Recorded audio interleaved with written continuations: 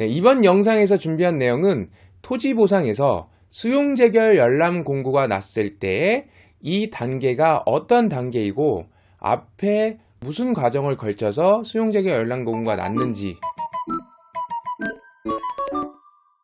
네, 먼저 수용재결 열람 공고가 나기 전 과정을 살펴보면요. 일단 사업 시행자는 협의를 위해서 최대한 노력을 하겠지만 그 소유자와 협의가 되지 않는다면 이제 공사의 진행을 위해서 결국은 수용재결 신청을 해야 될 것입니다. 사업 시행자가 관할 토지수용위원회에 재결 신청을 할 때에는 그냥 신청서만 작성하는 게 아니고 그간 과정에 적혀 있는, 기록되어 있는 수많은 서류들을 같이 첨부해서 제출을 하게 됩니다. 자, 앞으로 말하기 쉽게 관할 토지수용위원회를 재결청으로 칭하겠습니다.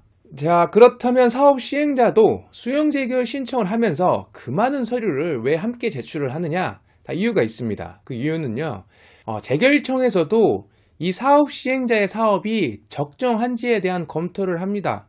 그래서 행정 절차상 누락이 있는지, 똑바로 잘 진행했는지, 아니면 문제가 없는지에 대해서 검토를 쭉 하고, 이상이 없으면 그때 소유자한테도 의견을 한번 들어봅니다. 그러니까 여태까지 협의를 하지 않고 있는 것이 무엇인지, 어떤 이유가 있는지 소유자한테도 한번 의견을 내보세요 라고 하는 것이 수용재결 열람 공고라는 것이죠. 그래서 수용재결 열람 공고는 그 편입되는 토지 소재지에 있는 관할 지자체에 공고가 됩니다. 예를 들어서 LH에서 하는 사업이 대전시 유성구에서 하는 사업이에요. 그러면 수용재결 열람 공고는 LH 홈페이지에 올라오는 게 아니고 유성구청 홈페이지에 게시가 됩니다. 의견 제출일을 지켜서 의견을 제출을 하셔야 돼요. 그 기간이 지나면 받아주지가 않습니다.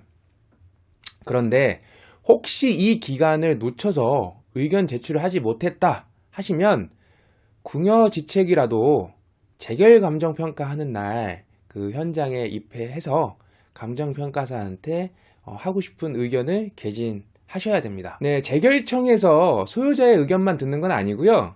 이제 소유자가 그런 의견을 제출을 하면 이걸 쭉 종합해서 사업 시행자한테 보내줍니다. 그럼 사업 시행자도 쭉 읽어보고 그 소유자 의견에 따른 답변을 쭉 작성을 해서 다시 재결청으로 제출을 하죠. 그래서 양쪽의 의견을 듣고 나중에 심리를 하는 거죠. 이런 과정을 봤을 때 사실상 수용재결 열람 공고 이때가 정말 그 보상금의 증액이라던가 아니면 내 권리의 침해를 받은 부분에 대해서 본격적으로 싸움이 시작되는 네, 아주 중요한 시기라고 할 수 있는데요. 제가 여러 사업지구의 현장에서 그 소유자의 의견을 이렇게 듣고 나중에 재결이 끝났을 때 그 재결서에 나와 있는 그 소유자 의견을 이렇게 쭉 읽어보면 어떤 주장이 있냐면요. 사업 인정 취소나 무효를 주장하시는 소유자분들이 있었어요. 이 단계에서 그런 주장한 부분이 사실 인용되기는 어렵다고 봅니다. 왜 그러냐면 사업 인정과 수용 재결은 별개의 단계거든요. 그러니까 각 둘은 이제 독립되어 있어서 각각의 법률 효과를 목적으로 하는 거예요. 그렇기 때문에 수용 재결 단계에서 사업 인정의 위법성을 다룰 수는 없습니다. 대법원 판례를 보면요, 사업 인정 처분이 당연 무효라고 볼만한 특단한 사정이 없는 한 그 위법을 이유로 재결의 취소를 구할 수 없다라고 돼 있어요. 그러니까 특단의 사정이 있을 정도면, 그 정도의 하자가 있다고 하면 아마 재결 신청 자체가 안 됐겠죠. 그 전에 이미 확인이 되고 보완을 했을 겁니다. 결론적으로 사업 인정 위법성은 사업 인정 단계에서 행정 심판이나 행정 소송을 통해서 이제 다퉈야 될 문제예요. 수용 재결 때 그런 부분을 주장하는 거는 좀 효과가 없다고 봅니다. 그렇다면 어떤 주장을 해야 되느냐? 보통 저렴한 보상금, 어떤 누락된 지작물, 영업보상, 영농보상, 이주대책이 부당한 것들을 주장을 하죠. 그냥 주장만 하는 게 아니고 이 법리에 맞춰서 타당성 있게 주장하고 또 관련된 근거 자료를 같이 첨부하는 게 가장 나이스하겠죠. 이건 좀 내용이 TMI인데요. 내가 속한 이 토지가 어디 관할 재결청에 속해서 재결이 이루어지는지 궁금해 하실 겁니다. 그 내용을 한번 설명을 드려보면 토지수용회는 중앙토지수용위원회하고 지방토지수용회가 있습니다. 중앙토지수용회는 세종시에 있고요. 지방토지수용회는 각 도와 광역시, 특별시에 설치되어 있습니다. 지역 상관없이 사업 시행자가 국가 또는 시도인 경우에는 중앙토지수용위원회에서 수용 재결을 합니다. 자, 제가 예를 들어서 한번 설명을 드려볼게요. 대전시 유성구 소재지의 사업을 LH, 아니면 국방부, 한국철도공사, 한국도로공사 등이 사업 시행자인 경우는 이 사업 시행자가 거의 국가의 기관이죠. 그러다 보니까 이런 경우는 지역 상관없이 중앙토지수용위원회에서 관할을 합니다. 네, 그리고 또 대전시 유성구 소재지의 사업을 대전시가 하는 경우하고 뭐 충청남도 공주시의 소재지의 사업을 충청남도가 사업 시행자인 경우는 이 두 가지 다 중앙토지수용위원회에서 관할을 합니다.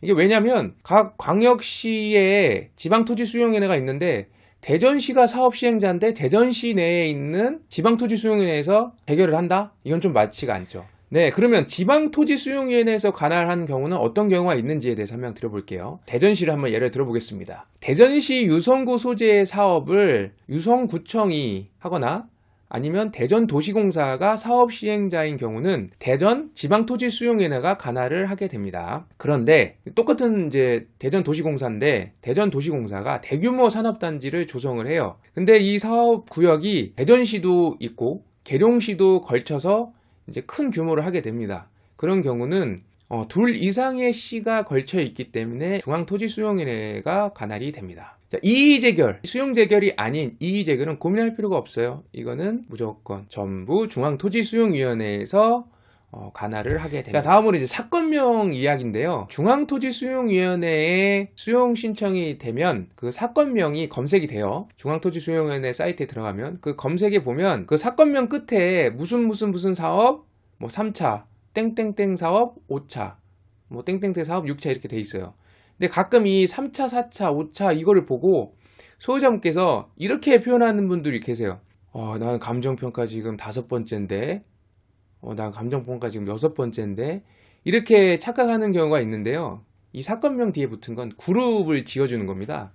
덩어리를 지어준 거죠. 예를 들어서 사업이 큰 지역의 사업이라면 소유자가 많겠죠. 뭐 500명, 600명 된다 치면 이 500명, 600명을 한 번에 재결 신청을 할 수가 없어요. 보통 100명 단위를 끊어서 하는데, 그럼 그때 끊을 때 사업 시행자가 이제 자기네가 공사하는데 꼭 필요한 그런 지역이 있을 거예요. 그 지역을 포함해서 뭐 1차, 난이도가 있고 맨 마지막 해도 되는 지역은 뭐 한 2, 3차 이렇게 그룹을 지어서 신청을 하게 되면 사건명 뒤에 차수가 붙게 됩니다.